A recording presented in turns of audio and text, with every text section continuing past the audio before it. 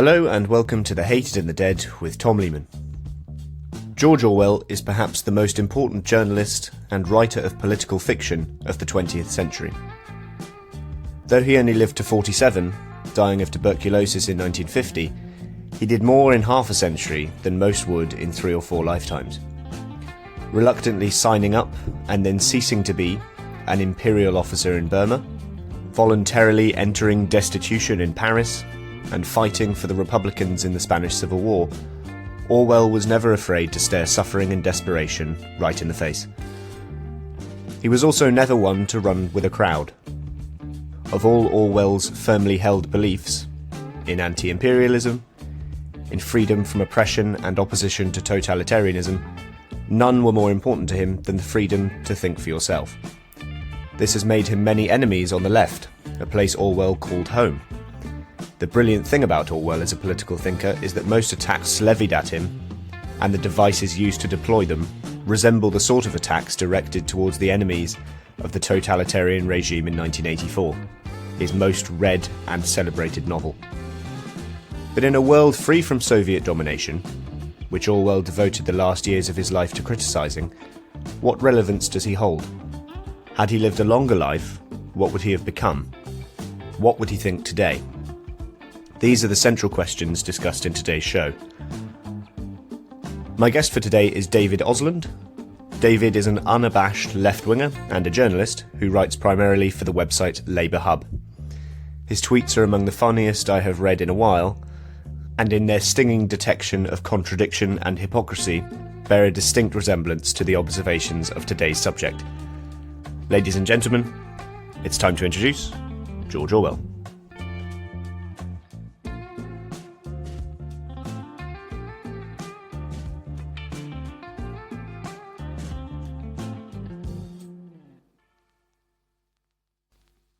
Morning, David. How are you?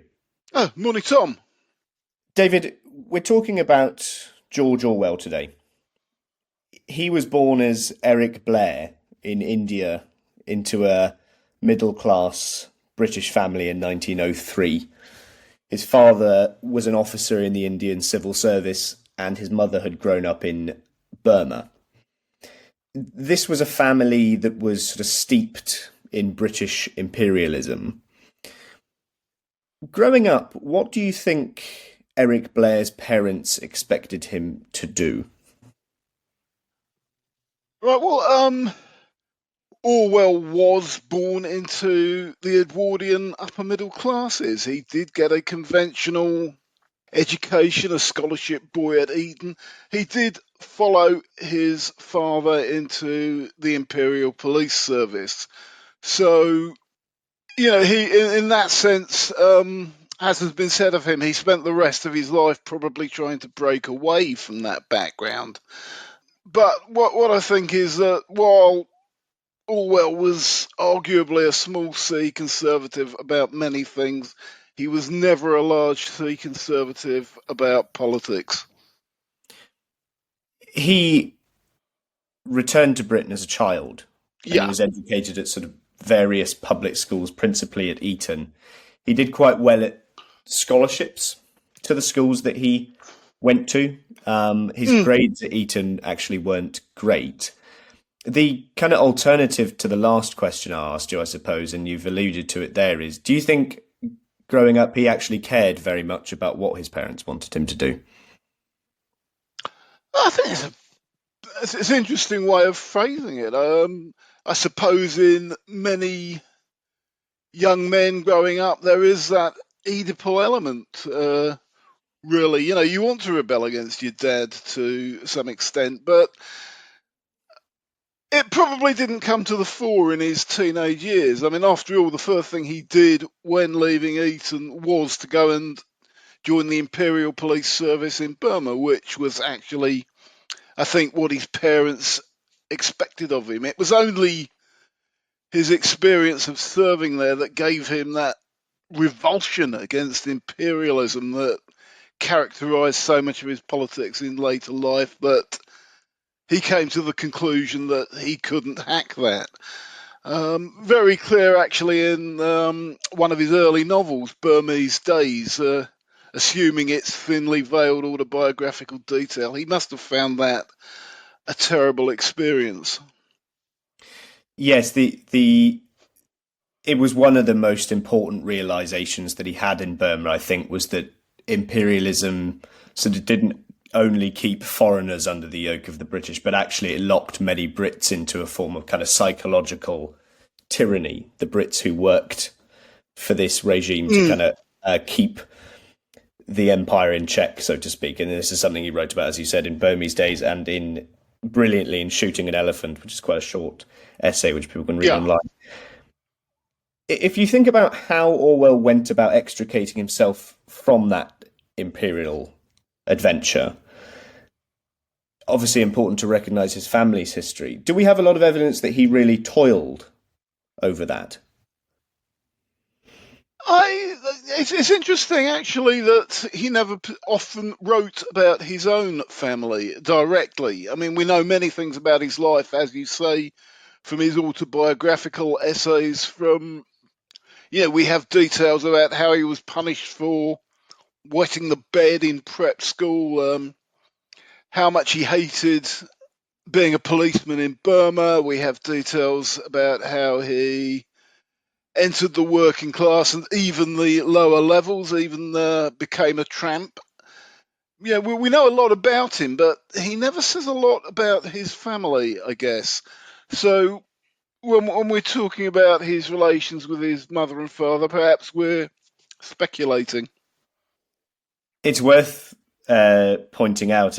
You mentioned speculation there. You're absolutely right about that, because I actually don't think there's any evidence of him speaking.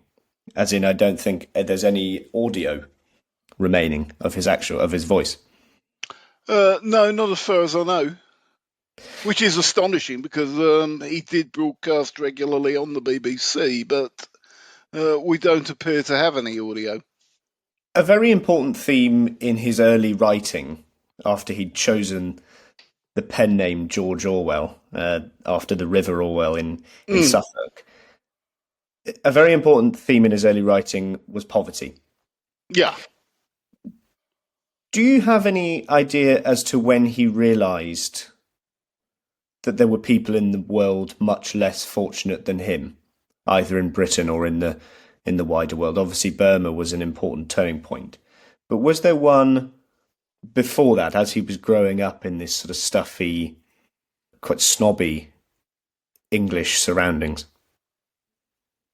I don't know of any direct textual evidence of that being a eureka moment, if you like, a eureka moment about class.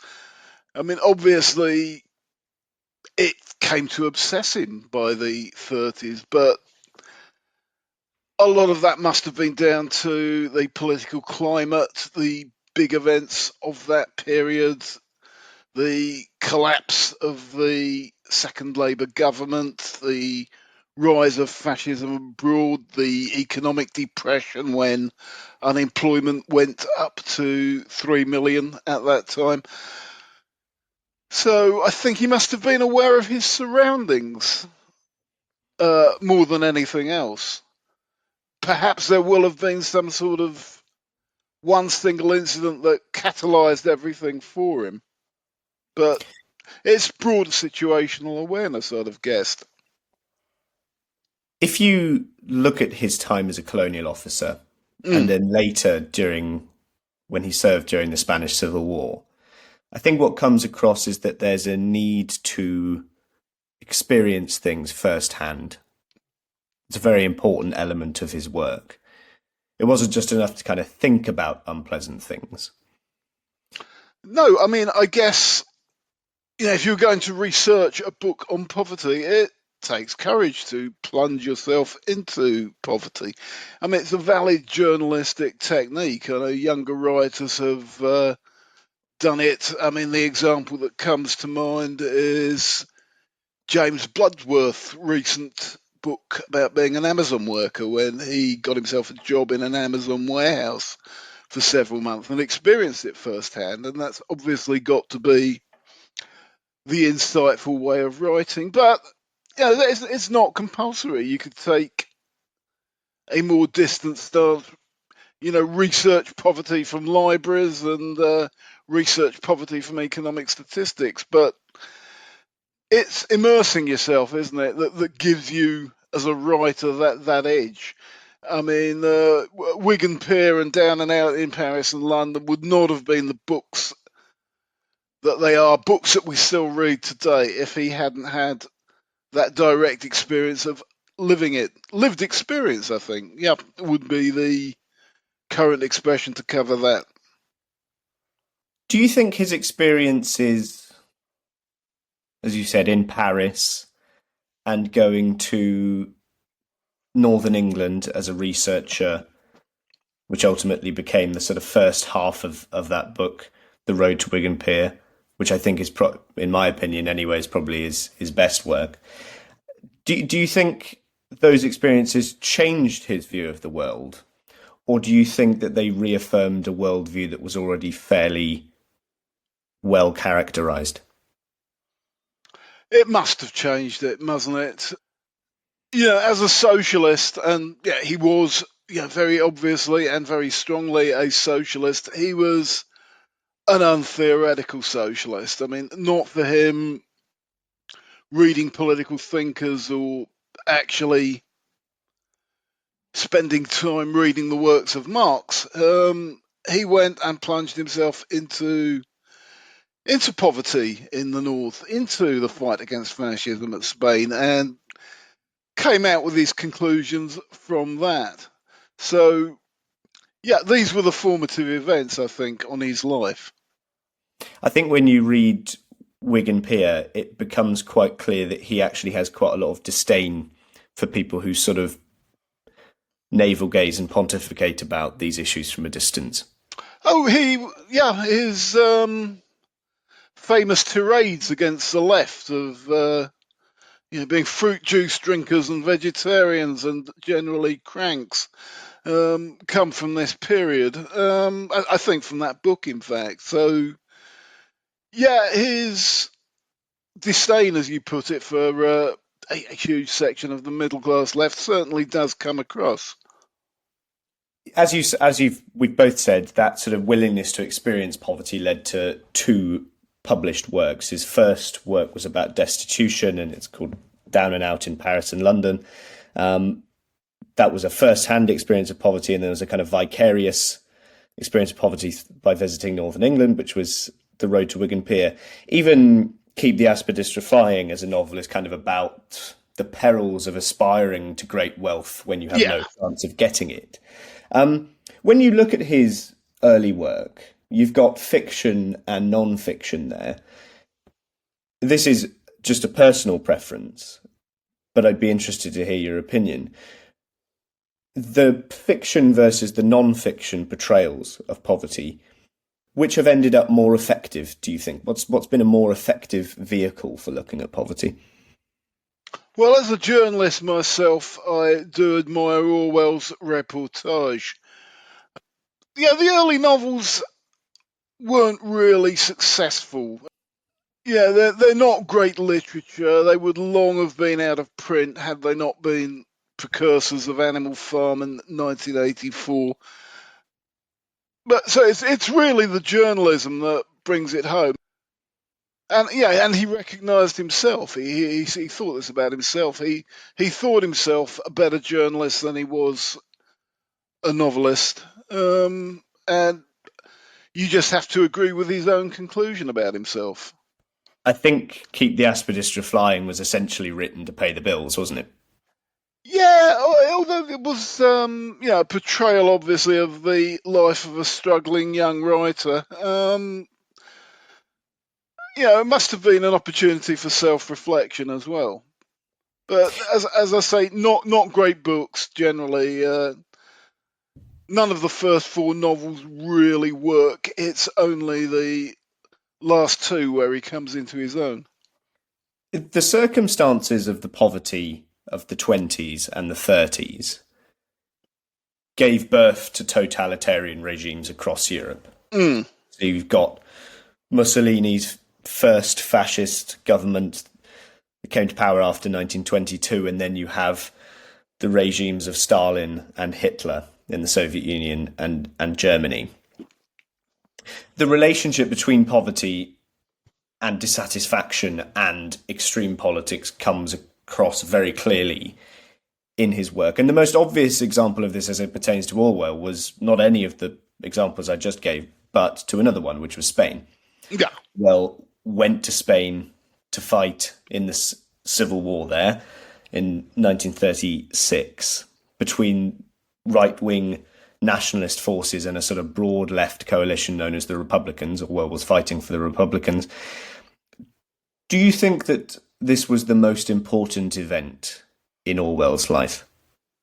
I think he thought that himself, yes. And this is where he really reaches his conclusions about world politics, where they're going, where he really works out his ideas about totalitarianism. And that is how he was able to get the big calls right, I think, to use the current saying. This was a period, after all, when Winston Churchill was writing fan mail to Mussolini and when sections of the Labour right were writing books hailing the Soviet Union as a new civilization. Orwell had reached that position of political clarity where he was able to argue against British imperialism, Russian Stalinism, and Italian and German fascism alike, and in favour of democratic socialism. The kind of crux of Orwell's argument in Homage to Catalonia, it's a piece of reportage, incidentally, it's not a novel, is that the Soviet Union and Britain, for slightly different reasons, abandoned the Republicans and the anarchists in Spain. He demonstrated complete disdain for the Soviet Union and its role in the Spanish Civil War. And I would say a disappointment, really, for Britain's lack of support to the Republicans. At that point, do you think he saw it as inevitable that totalitarianism would come to Britain? Is it concern for his own homeland that he went to Spain? Yeah, I think he was, one of the big and very popular books of the time was James Burnham's The Managerial Society. Almost forgotten now, but hugely influential at the time, which argued that all major societies were heading to some form of bureaucratic collectivism, if you like, that could come in communist variants or fascist variants or even Rooseveltian New Deal American variants. And I think this was a key book in shaping his political outlook and might have led to some sort of vision, some sort of idea that all societies were trending in the same direction, basically. And if you think about the role that international socialism played in his thinking at that point, I think he said in The Lion and the Unicorn, which is another essay from, I think, 1940, he said something like, in the face of these variants, the bureaucratic collectivists, international socialism and Christianity are weak as straw. What was his diagnosis for what had gone wrong with international socialism up until that point?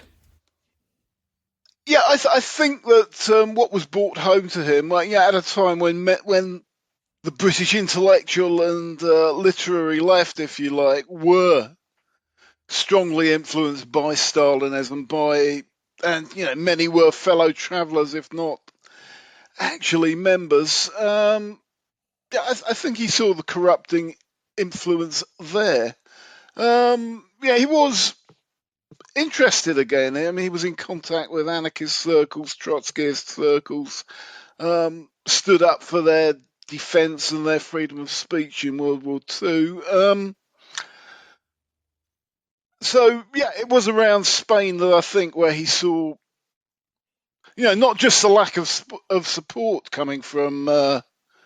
I'd better phrase that carefully, hadn't I? Yeah, the USSR provided substantial military support for the Spanish Republic, but within the Spanish Republic, it was a counter-revolutionary force. It obviously suppressed the anarchists. It suppressed the POUM militia, the militia that Orwell was working with.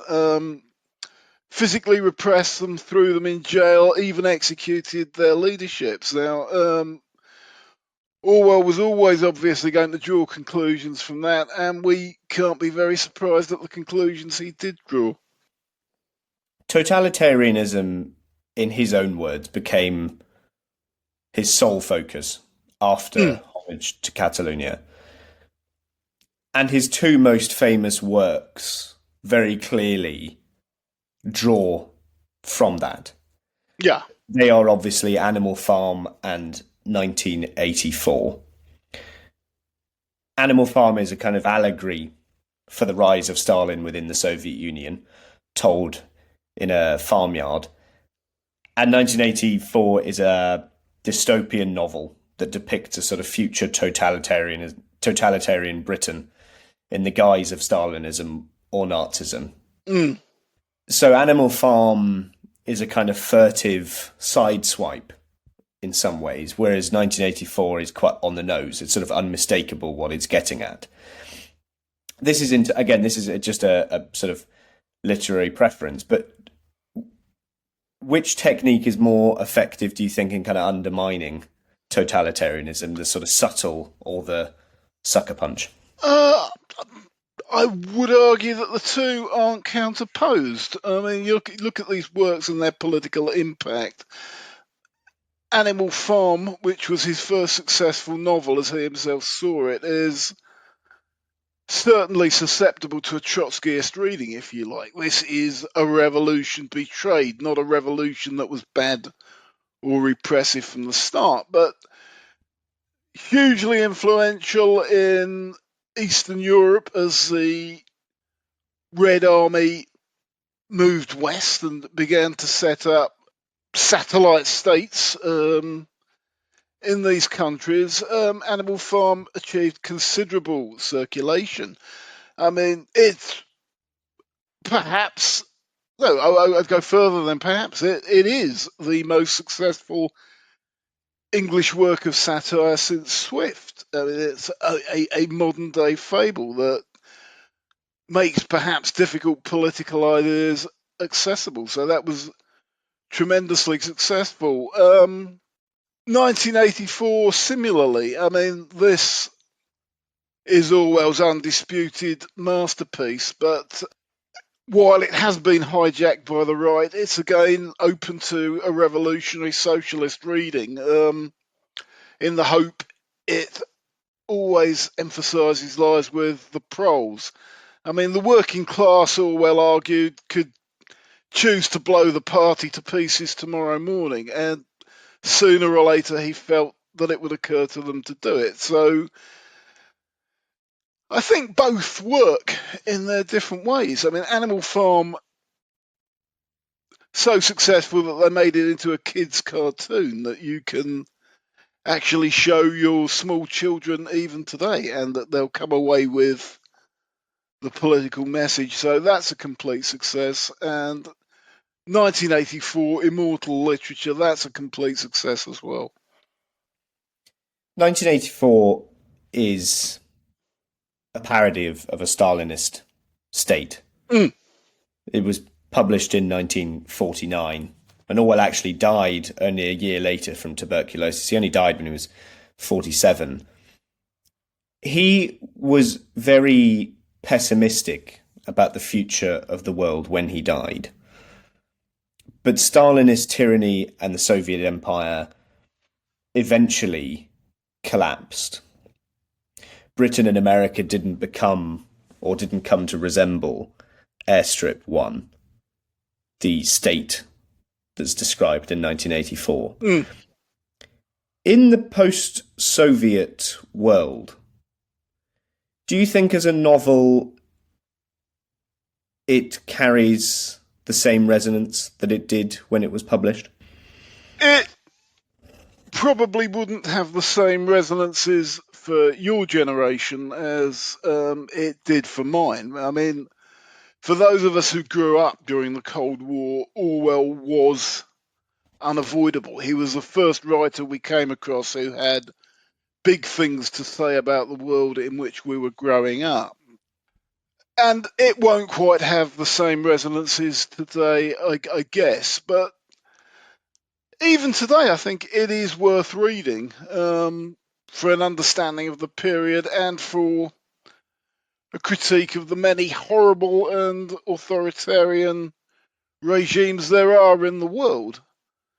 I mean, yeah, you can pick off your own list of abominable governments, but I'm sure it must have appeal even to 20-somethings in countries like Iran, or if the copies circulate, Saudi Arabia, possibly even North Korea.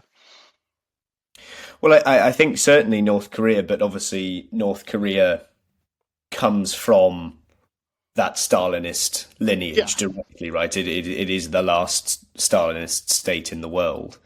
I was thinking about, but you could look at modern China, for instance, and you know their use of facial recognition technology.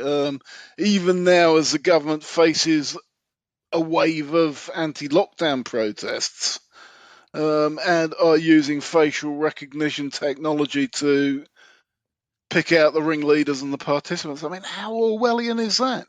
How prescient was George Orwell on that score? Yeah, I as I was preparing this the last couple of days, I put that question in there with a certain degree of skepticism, sort of thinking that perhaps it wasn't. But actually, the more I thought about it, I think actually, on reflection, it doesn't really require the state under comparison to be a Stalinist one. It actually works quite well because the policies and the techniques deployed by different regimes, authoritarian regimes, are often very similar to the ones that are described in that book. I mean, if you look at the West, though, and Western society today, the book that 1984 is most commonly compared to, I would say, is Brave New World by Aldous Huxley. Aldous Huxley was actually a teacher of George Orwell's at Eton, as I found out. Indeed, yeah. As when I was researching this, and the society that's described by Huxley is a very different one. It's a world where people aren't slaves to a person or to an ideology, but they're slaves to their own desires, and their minds are weak not because of the state, but because of themselves. It's a more philosophical and a psychological tyranny than 1984 in some ways. It's almost become a sort of tired comparison and quite a trite observation that Western society in many ways now is closer to Brave New World, a world where people sort of dull themselves into submission with drugs and casual sex. Are you willing to make the case for 1984 being more important in Western society today than Brave New World? Very few people are. I must admit, I have been thinking about rereading Brave New World. It's a long time since I've read it, but so I'd probably be in a better position to answer then. But what is interesting is that still the cry of 1984 is one of the go-tos for a certain type of right-wing opinion columnist. Everything is either 1984 or appeasement or the new McCarthyism, and those are the only shots in their locker. So it still does have that resonance in popular culture, popular consciousness. I mean, there was a celebrity television series called Big Brother, wasn't there? There are no celebrity reality television series built around Huxley's book. So yeah, it's still resonant in our culture today. A lot of people. Is Huxley the more acute diagnosis? Well, I'll let you know after the reread, I guess. Yeah, Joe. I mean, I think probably a lot of people might see a lot of Brave New World in Love Island. Yes, I mean, I think that's that's rather good. You've mentioned the word Orwellian a couple of times, and it's unavoidable when talking about George Orwell, obviously. 1984, you're absolutely right. It does occupy a space in political culture that's kind of spawned a whole dictionary of its own. Room 101, doublethink, but most obviously Orwellian. And I think his descriptions of totalitarianism in 1984 are brilliant. If people haven't read it that are listening, they absolutely should. It's a very unnerving novel to read. But Orwellian has kind of become one of those terms that's, I think, and I suspect you'll agree, overused. You know, Trump was described as Orwellian, and the sort of woke left are described as Orwellian. COVID lockdowns were described as Orwellian. Vaccines were described as Orwellian. Yeah, I mean, for whinging right-wing commentators, everything is Orwellian, isn't it? Which, you know, as an Orwell fan, pisses me off somewhat. Well, this is what I wanted to ask you. The fact that right-wingers and left-wingers alike use this term to describe different things.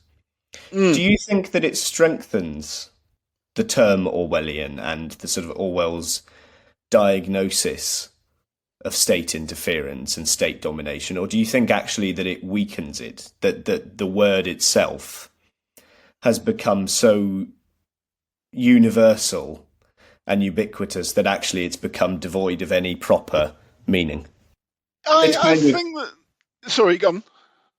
Well, I was going to say it's kind of like calling somebody a fascist, right? You know, if you yes, I mean that's a fair comparison. You know, Orwellian, fascist, Kafkaesque. They all have relegated themselves to cliches, but yeah, that's not the fault of Orwell or the fault of Kafka. I guess, I mean, these are just taken as general literary references, something that every educated person would automatically, you know, be able to understand or recognize the allusion. Testament, I think, to the writers as much as anything else. I want to talk about Orwell's position on the left in sort of modern times, or how he might view the left today. As I said, he died in 1950. The Soviet Union essentially over the sort of next 2 or 3 decades entrenched itself, its attempts to foment revolutions across the world. Some were successful, many weren't, and there was a sort of retrenchment and ultimately a stagnation and decline of the Soviet Union. If Orwell had gone on to live a full life, let's say if he'd lived until he was 75 rather than nearly 50, what do you think he would have focused on if you look at the developments in Britain and the wider world in the 50s, 60s, 70s? What do you think he would have turned his pen to? I mean, inevitably something. He was a restless writer. That's a very good question, and I don't know the answer to that. What I think I can say more confidently is that the agenda would not have changed. I mean, he would have been, against authoritarian trends in society and in favour, I think, of the more liberatory ones. I mean, certainly one of the challenges for him would have been, I think, the rise of feminism and the rise of gay liberation, certainly areas that he was catastrophically bad from his published remarks. That would have been a challenge for him. Yeah, I'd like to see what he would have made of those, I guess. I mean, what would George Orwell have made of, what would he have made of Margaret Atwood's dystopia? That would have been worth reading, I think. I think the fact that all of these right wingers cleave to him so strongly today, do you think he could have ended up being on the right? It's a trajectory that many from his political milieu and many from his background actually did walk. So I suppose it can't be excluded.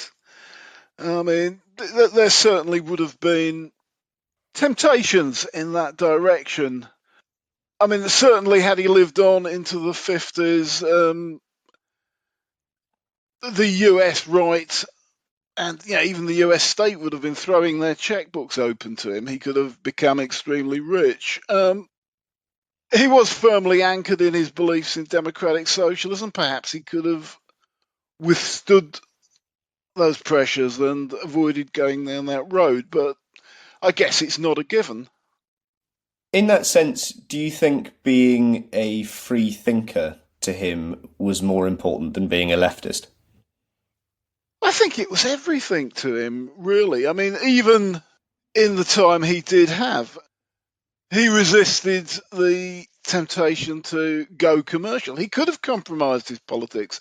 In the era of the Popular Front, he could have written the sorts of books that Gollancz would have rewarded him heavily for. He could have gone with the flow, but the great thing about Orwell is that he did not go with the flow. He had the courage of his convictions. He did stand up against, those pressures to give a blank check to the Attlee government or, accept that Uncle Joe had been our gallant wartime ally and written from those sorts of perspectives. Certainly it would have been more financially rewarded for him, but he did not do that. This has led to numerous attacks of Orwell from the left and by the left.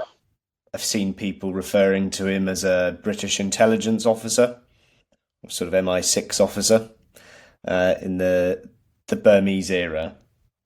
Can you just sort of go through a bit of a summary from what we've already said about the things that are levied at Orwell from the left? Basically, I think even Orwell's admirers like me have to say yes to a large number of the charges on the charge sheet. I guess he was certainly homophobic. He could fairly be called an actual anti-feminist. And yes, he did draw up a list of communist fellow travellers for the Information Research Department. But I think heroes are always flawed, aren't they? I mean, my first hero actually as a schoolboy was Manchester United's Georgie Best. Obviously one of the most talented footballers who ever lived, who wasted that talent and died a miserable death of alcoholism. So it's interesting the way that admirers of people like Winston Churchill will brook no criticism of their heroes, whereas people on the left, I think you recognise that as much as you could admire Oliver Cromwell, Robespierre, Trotsky, Orwell, they did terrible things. On the homophobia and anti-Semitism, I think the only defence is that he was of his time. These were the standard prejudices of his upbringing and his class, and ultimately he couldn't transcend them. On the snitch list, his list of fellow travellers for the Information Research Department, it's important to remember that as an international brigade volunteer in Spain, Orwell had witnessed firsthand the way in which Stalinists physically repressed and even murdered their opponents. I mean, yes, what he did was morally inexcusable from the viewpoint of standard solidaristic leftist ethics, but perhaps psychologically understandable in light of his personal experience. You alluded to this there, but I mean, we're speaking virtually, but if we were physically in the same room and we brought 100 Conservative Party members into the room or 100 right-wingers and asked them to put up their hand if they like Winston Churchill or Margaret Thatcher, they'd all put their hands up for both of them. Yeah. Almost as a matter of course. Absolutely, yeah. On the other hand, if you switched it to there being 100 Labour members, I think you could ask them what they thought of anybody and you wouldn't get that sort of universal acclaim for any single figure within the Labour movement and within the Labour Party. What is it about left-wing psychology that makes them so much better at destroying their own, as many have attempted to do with George Orwell? Although I would say, I think actually that Orwell's probably one of the ones that would get the highest acclaim. I'm not even sure he would, actually. I mean, he is widely and actively disliked by people who are under some sort of Communist Party or Morning Star intellectual influence. He's not even universally admired on the more reformist left. I think the perversity is that he is unpopular among large sections of the left today, which is astonishing because he was right about so much, and the intellectual forerunners of his detractors were wrong about so much. I think Orwell is probably hated for being too right about too much. Well, I think that's the thing, really. If you look at the people that don't like him at the Morning Star, isn't the reason that they don't like Orwell because he's telling them things that they're very uncomfortable with about the Soviet Union and about left-wing statism? Oh, exactly. That's at the very root of it. But so I think, but the verdict of history is now in, isn't it? We've seen what happened in East Germany in 1953, in Hungary in 1956, Czechoslovakia in the Prague Spring, Poland in the Solidarność era, and finally the collapse of Stalinism in the Soviet Union. So, yeah, the jury has declared, and it's exonerated Mr. Orwell. But again, I'd come back to this. Why is the left like that? And do you think it makes it better for it? That's the other point here. Is this kind of constant internal introspection, self-criticism, some would say self-immolation? Is it good? I don't know if it's good, but it's certainly better than mindless conformity, isn't it? I mean, that where mindless conformity has prevailed, that has often been a stumbling block for the left, hasn't it? I mean, even to use an Orwellian term, I mean, the left is still to this day very susceptible to groupthink. Yeah, I certainly think that a critical approach to political thinkers is preferable to mindless admiration of them. I think the left, the intellectual climate, can actually be very conducive to groupthink. If you step out of line, if you have maybe some criticisms of Cuba, I'd class myself as a critical supporter of Cuba, but with the emphasis on the critical. Or, if you step outside current thinking on trans rights issues, the left is not a very welcoming place for that. So it can't really be upheld as a bastion of letting it all hang out intellectually. That certainly doesn't make it politically, electorally, particularly successful. Is there any sign that that's what the electorate actually wants? As far as I can make out from an electoral point of view, people vote Labour as a general expression of progressive values and because they want to see some sort of concrete policies that will benefit the majority in society. I mean, debates about the literary and philosophical icons and leadership icons of the past are pretty arcane, I think. Podcasts like this are not going to gain or win or lose Labour votes one way or the other. I think that's the brilliant thing about Orwell, really, is that when people slam him or criticise him for being a sort of shill for a different cause, again, to use that word, that's an Orwellian technique, right? Right. I just have... but actually, I mean, I will have to defend him from that. slander. He wasn't a shill for an alien cause. He was with us. He was an active protagonist, a proponent of democratic socialism. There is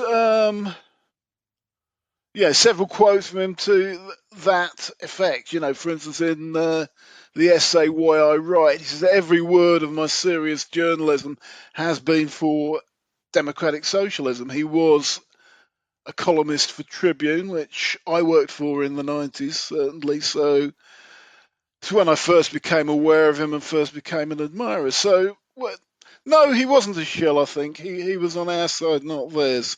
No, That if that's controversial to people from the Morning Star tradition, then so be it. no, absolutely, I completely agree. What I was sort of getting at was that the accusation of him being a shill, the disingenuous accusation of him being a shill by people on the left to discredit him, is an Orwellian technique rather than being a shill in and of itself.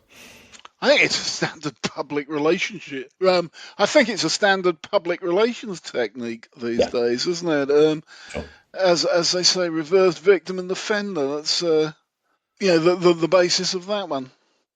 I just want to read, to finish off, a quote that he said about the English and about Britain. England is not the jewelled isle of Shakespeare's much-quoted Message, nor is it the inferno depicted by Dr. Goebbels.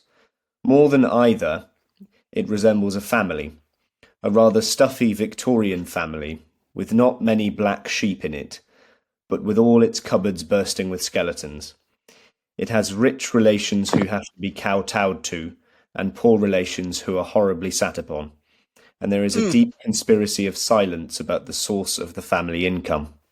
It is a family in which the young are generally thwarted, and most of the power is in the hands of responsible uncles and bedridden aunts. I think that's, in many ways, still quite a good... Yeah, I mean, that is great writing. I wish I could casually write something as apposite and as exact as that. Yeah, that's great writing, and I was going to come to this. I was prepared for you to be asking questions about Orwell and his patriotism, so I was expecting it to come up then. But Orwell famously characterised England, and no, England, not the United Kingdom, as a family with the wrong members in charge. But he later on, in that same piece, goes on to profess himself ashamed, and that's his word, ashamed of the class distinctions and the imperialist exploitation. So I think it's very clear which side he comes down on. This is not a standard Tory analysis, standard Tory patriotism. It's not the mindless, mundane racism of Philip Larkin or someone like that. Clarity, that's what you get from Orwell, and I think nowhere more so than here. If you had to identify one issue in modern Britain, either that arises directly from that passage or just something that sort of comes to you, that Orwell would be fixated by today, what would it be? And there's many possible examples, the rise of hard right nationalism. Yeah, it's an interesting take, isn't it, on the sort of Navarra media sort of narrative about generations, that everything is the fault of evil boomers, which I've never bought myself. I mean, it's obviously about class rather than generation, but it's an analogy that I think would certainly fit into that sort of discussion. David, thank you very much. I've enjoyed that talk. He's always somebody, I think, partly, as we've both said, because it's impossible to actually listen to Orwell, and we live in a listening age rather than purely a reading age. Sure.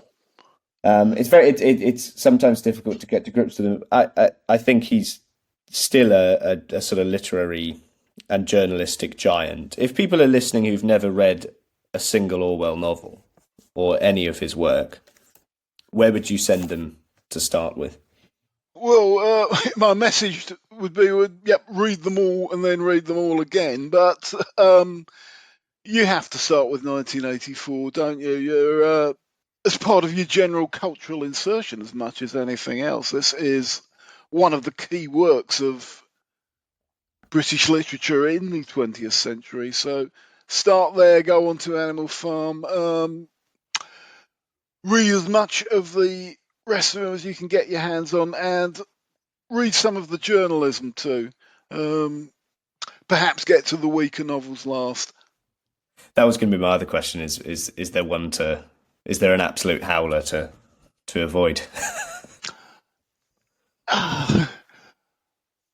Well, I think that depends on your perspective, isn't it? I mean, as representative samples of not very good novels from the 1930s, there's still something to be learnt from reading A Clergyman's Daughter, for instance. I mean, actually, depending on how engrossed you get by Orwell, there are senses in which Burmese Days is a dry run for 1984. You know, one man against the repressive system who fails and collapses in the end. So if you become addicted to Orwell, you will even want to read Burmese Days eventually. David, thank you. Where can people find your own work? If you want to plug anything now, you're very welcome. Well, please follow me on Twitter at David_Oslund, and please look at my political journalism at a site called labourhub.org, where I publish my current political writings occasionally. Cheers. Thanks very much, Tom. Yeah, I enjoyed that, so thanks. Thank you for listening to The Hated and the Dead. If you've enjoyed this podcast, follow it on Spotify and Apple Podcasts, and, for good measure, leave us a review.